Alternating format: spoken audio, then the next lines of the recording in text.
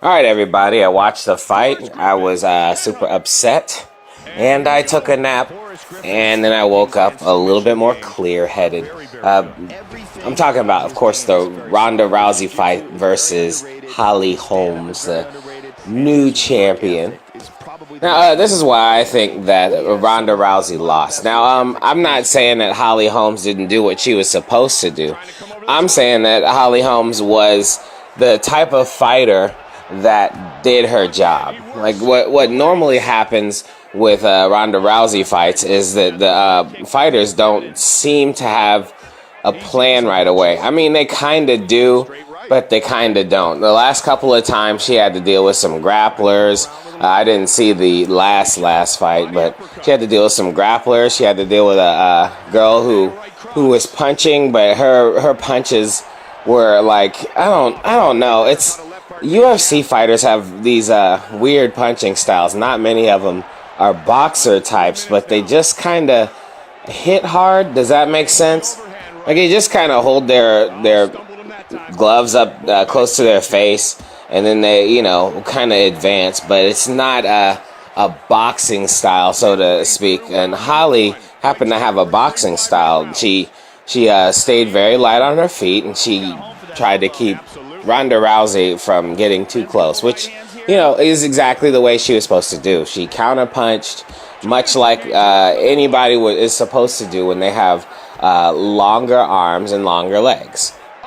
I mean, if you're a striker and you have the gift of the long arm reach, you can keep everybody at bay with your longer arms and your jabs. So it's very important that you learn how to jab people while they're at a distance, kind of like George Foreman did. He'd basically stand in the middle of the ring and barely do any sort of workout or anything like that. And when the people came to him, he'd just bust them in the jaw with his jab. Since his arms were so heavy, they would just fall down. They'd just fall asleep. And Holly Holmes kind of had that going, except Rhonda Rousey just kind of fed into her style really badly. Now, here's the deal. Rhonda Rousey has been working on her strikes, but it doesn't seem like she's been working on a striking style.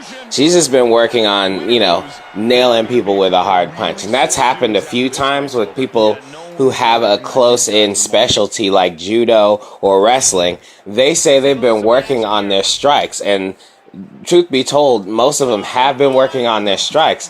However, the whole science behind actually being a striker gets kind of left behind. The part where you move your head around to keep from getting hit, the part where you stay really loose so that you're pliable for when people start swinging at you. You can kind of move around and counter and do things like that. The part where you train really hard for long periods of time to make sure that your stamina is up. Rhonda Rousey built up her upper body really hard, so that basically took away from her looseness. Like, she wasn't going to be able to strike or move fast, and that kind of slowed her down, and that left her as cannon fodder for Holly Holmes. And on top of that, she didn't really know how to stick and move, bob and weave, all of that cliche stuff that most boxers know how to do. So she just ended up getting stuck in the face a lot. With Rhonda Rousey, we know that she's already a super duper judo practitioner. She's medaled in judo a lot. The only problem is, I've seen judo, and they start people off holding each other, and they try to do hip throws, and they spend a lot of time trying to keep from getting the throws thrown at them, by moving their hips out of the way of the other person, keeping them from staying off balance. It's very interesting, but it's a hard translation to MMA fighter. Now, if you're dealing with a counterpuncher, you normally would want to try and close the gap on the counterpuncher without exposing yourself to a counterpunch. That means that you wouldn't make any really sudden speed moves into their vicinity, because they're just going to plug you with a punch or a kick. Usually what the aggressor does when they're dealing with counterpunchers is they slowly advance on the counterpuncher, and then they follow them all around the ring to try and keep them from getting any period of rest. Like a fighter like Nick Diaz or Chris Weidman usually kind of do that pretty well. They'll walk to the guy who's really good at counterpunching and staying loose, and not give him a chance to do much, because a counterpuncher is not really super skilled in throwing a bunch of combinations. They're just really good at sticking a person and moving, keeping out of the way. And all the while you do that, you follow them around the ring, you start kicking them in the legs, you start hitting them in the stomach, solar plexus, things like that, to keep them from breathing, to keep them from having this tremendous amount of cardio that they're supposed to use. So, you know, good old-fashioned leg kicks will slow dancer down, you know what I mean? Only problem with Rhonda Rousey was that she wasn't doing that. She came out of the blocks dancing, which basically was her copying the style of her opponent and thus not advancing. I mean, it's hard to dance and move forward at the same time. And usually if you're a dancer and you're about to advance, it's a pretty clear giveaway to a counterpuncher when all of a sudden you root yourself into the ground so you can spring forward. Like, I've always known Rhonda Rousey as an explosive player, but her first move isn't the fastest move ever. It's just catching people by surprise because they're trying to get close in on her. They're trying to tie her up. Holly Holmes wanted no parts in tying up with Rhonda Rousey or getting in her vicinity, and that's what really did Rhonda Rousey's styling. And for some reason, Rhonda Rousey felt that it was necessary to try and approach Holly Holmes over and over again to try and end the fight quickly or something like that, but it was clear that Holly Holmes had been training for a 5-round fight. I mean, had Rhonda Rousey trained more for a longer fight, you would have noticed that she was slimmer, but most of the time she's been beefing up top because she knows that her go-to move is that arm bar.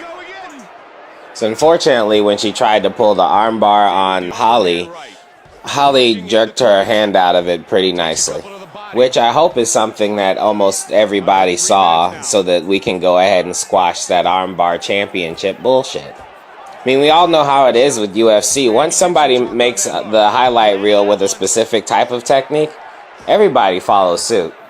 Gotta keep those hands up. Like if Anderson Silva knocks somebody out with a double jump front kick, then 3 other people in the next UFC fights will do the exact same thing.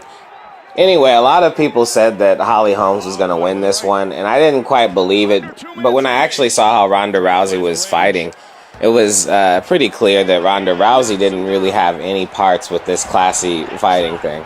Now, Rhonda Rousey says stuff about Floyd Mayweather and how she kicked Floyd Mayweather's ass.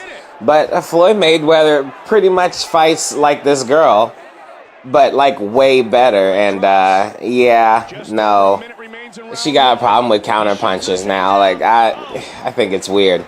But I mean, Rhonda Rousey's a champion and she's not a quitter. And I'm pretty sure that she will go back to the drawing board and learn how to close the distance naturally and do some good moves. I believe in her team. But I had the feeling that her striking coach wasn't really teaching her how to be a more graceful fighter. If you wanted to deal with a fighter the likes of Holmes, it'd probably be good if you started learning how to jump rope and stuff like that. Things that would allow you to do light-footed techniques very loosely.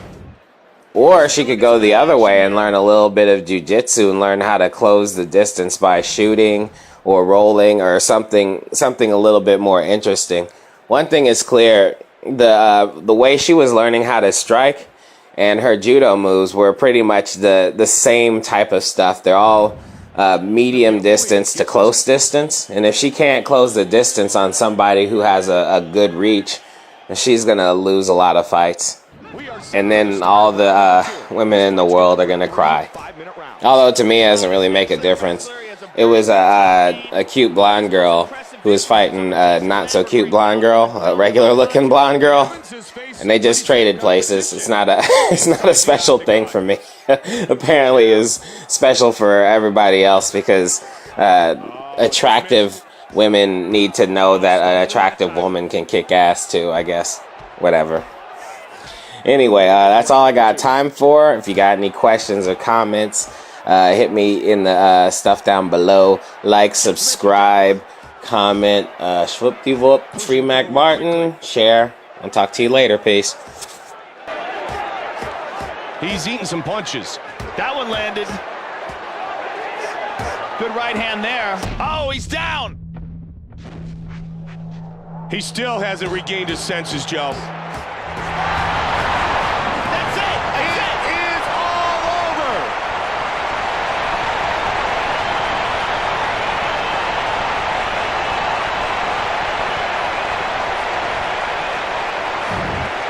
Take a look at the replay, Joe. Just brutal punches from the top here. Just standing right over him, pounding his face in.